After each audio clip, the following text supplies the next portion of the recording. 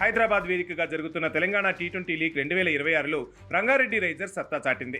నల్లగొండ నైట్స్తో జరిగిన మ్యాచ్లో అసాధారణ బ్యాటింగ్ ప్రదర్శనతో 190 పరుగుల భారీ లక్ష్యాన్ని కేవలం 16.3 ఓవర్లలోనే చేజ్ చేసి 5 వికెట్ల తేడాతో ఘన విజయాన్ని అందుకుంది. టాస్ గెలిచిన రంగారెడ్డి రైజర్స్ తొలుత బౌలింగ్ ఎంచుకోగా నల్లగొండ నైట్స్ బ్యాటర్లు దూకుడుగా ఆడుతూ 20 ఓవర్లలో 189 పరుగులు చేశారు.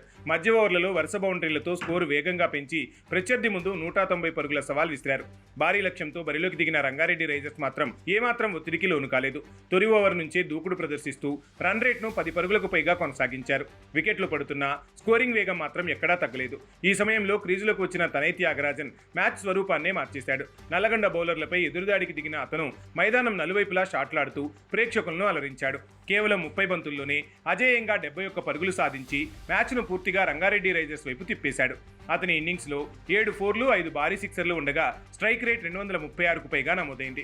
మరోవైపు చివర్లో నితిన్ సాయి యాదవ్ కూడా తనదైన శైలిలో మ్యాచ్ను ముగించాడు. కేవలం 9 బంతుల్లోనే 26 పరుగులు చేసి విజయాన్ని మరింత సులభం చేశాడు. ముఖ్యంగా ఒకే ఓవర్లో వరుస బౌండరీలు సిక్సర్లతో మ్యాచ్కు ఫినిషింగ్ టచ్ ఇచ్చాడు. దీంతో రంగారెడ్డి రైజర్స్ కేవలం 16.3 ఓవర్లలోనే 190 పరుగులు పూర్తి చేసి 5 వికెట్ల తేడాతో సంచలన విజయాన్ని నమోదు చేసింది. ఇంకా 21 బంతులు మిగిలుండగానే లక్ష్యాన్ని చేరుకోవడం ఈ విజయానికి ప్రత్యేకతగా నిలిచింది.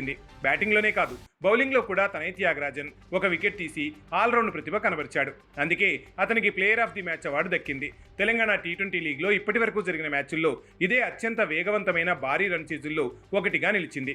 ఈ విజయంతో రంగారెడ్డి రైజర్స్ ప్రత్యర్థి జట్లకు గట్టి హెచ్చరిక పంపగా టైటిల్ రేసులో తాము బలమైన పోటీదారులమనే సంకేతాన్ని కూడా ఇచ్చింది.